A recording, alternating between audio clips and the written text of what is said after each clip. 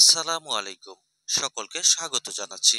আজ আপনাদের নিয়ে এসেছি মাটির তৈরি জিনিসপত্রের এক চমৎকার সংগ্রহের কাছে, যেখানে কুষ্টিয়ার দৌলতপুর থেকে মেহেরপুরের গাংনীতে হাড়ি থালা বাটি থেকে শুরু করে রুটি তৈরির খোলা পর্যন্ত নিয়ে এসেছেন মাসুদ ভাই। চলুন জেনে নিই সরাসরি বিক্রেতা মাসুদ ভাইয়ের কাছে বিস্তারিত। সঙ্গে থাকুন। ভাই, আপনার নাম কি? আমার নাম মোহাম্মদ মাসুদ রানা। কোথা থেকে এসেছেন? আমি দৌলতপুর থানা গোয়ালগ্রাম থেকে। আচ্ছা, এই যে এই পেশা আপনি কতদিন ধরে এই পেশাতে রয়েছেন? আমি দীর্ঘদিন এ পেশা, আমার 35-36 বছর হয়েছে। কি কি পণ্য এখানে রয়েছে? এখানে পণ্য রয়েছে আপনার ভাত খাওয়া থালা। কিসের এটা? এটা হলো মাটির। তারপরে তরকারি খাওয়ার বাটি। আর কি আছে? এখানে আছে ধরেন যে আপনার ব্যাংকার আছে, পয়সা থোয়া। তারপরে ধরেন যে আপনার রুটি বানানো খোলা আছে। এখানে একটা ধূপ দেওয়া ধূপচি আছে। এখানে আপনার দেখা যাচ্ছে সারা আছে, পিঠি তোলা সারা। তারপর দেখা যায় আপনার আরেক সাইজের খোলা আছে, আলমডাঙ্গা খোলা, রাজশাহী চাপায়ের খোলা। তারপরে আপনার দেখা যায় হাঁড়ি আছে, মুড়ি ভাজা বালু হাঁড়ি আছে। আচ্ছা, হাঁড়ি কয় ধরনের আপনার এখানে হাঁড়ি আছে? বর্তমান আমার কাছে এখন এক ধরনের আছে। হাঁড়ি 4 ধরনের হয়, এক ধরনের আছে। তো 4 ধরনের ভিতরে কোন হাঁড়িটা সব থেকে বেশি বেচা কেনা হয়? এটা হলে আপনার মাজরা হাঁড়িটা দেখা যায় বেশি বেচা কেনা হয়। মাজরা হাঁড়িটা দেখা যায় আপনার কালাই ভাজার জন্য, মুড়ি টুড়ি ভাজা ভাজির জন্য ভালো হয়। এটা এই জন্য নেই।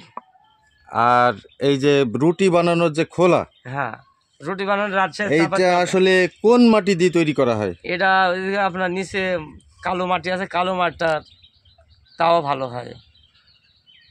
আর এইগুলো বানাতে সময় লাগে কতদিন? সময় লাগে ধরেন যে আপনার একটা পোড়া পোড়াতে 10 থেকে 20 দিন লাগে।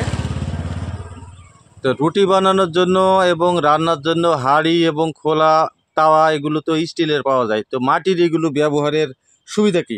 মাটির সুবিধা কি, মাটির জিনিসের দেখা যায় স্বাদ, আর ধর আপনার স্টিলের হলে আর এক স্বাদ। স্টিলের জিনিসের ধর যে খাওয়া জিনিসটা তৈরির সাথে মাটির জিনিসটা ধর যে খাবারটা ভালো হয়। আর মাটির থালা ব্যবহারে কি সুবিধা?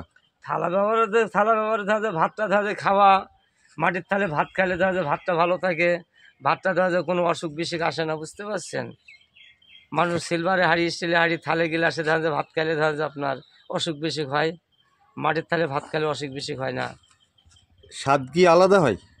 জি, মানে মাটির হাঁড়িতে রান্না আর স্টিলের হাঁড়িতে রান্না, দুই রান্নার ভিতরে কি স্বাদে আলাদা হয়? হ্যাঁ, স্বাদ আলাদা হয়। এই যে এই হাঁড়িগুলো এবং এই যে খোলা ব্যাংকার, এগুলো আসলে কতদিন টেকসই হয়? টেকসইয়ের মধ্যে জিনিসে মোটামুটি যত্নের মধ্যে টেকসই হয়, বুঝতে পারছেন?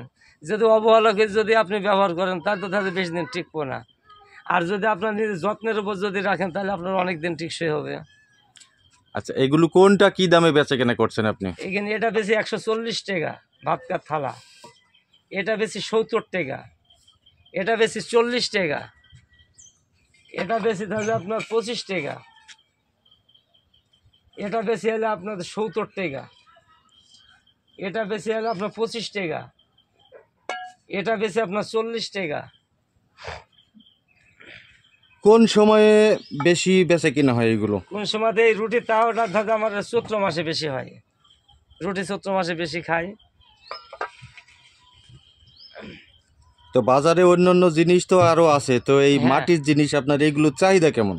চাহিদা মোটামুটি ধান এখন দাম বেশি হয়ে গেছে, এই জন্য চাহিদা কম। তাছাড়া চাহিদা মোটামুটি ভালো বেচা কেনা হয় আমাদের। আপনি যে বললেন যে 35-36 বছর ধরে এই পেশায় এসেছেন, তো এই পেশায় আসা কিভাবে আপনি আসলেন? কে নিয়ে আসলো এই পাশে? এটা আমার বাবা ছোটোকালে থেকে ধান যে ব্যবসা করতো, তখন অভাব টনটে ছিল আমার বাপের। তখন ধান যে ছোটোকাল থেকে ধান আমাকে ব্যবসাটা শিখে রাখছে। বাবা চলে গেছে দুনিয়ার থেকে, ধান আমি এই ব্যবসাটা ধান চালু করে রাখছি। এগুলো তো আপনারা বানান না, কিনে নিয়ে আসেন? আমরা কিনে নিয়ে আসি বিভিন্ন এলাকার থেকে। কখনো বানাননি? না। তাই? তো আপনার বাবার সাথে শিখেছেন, এগুলো কোথা থেকে কিনে আনা হয়?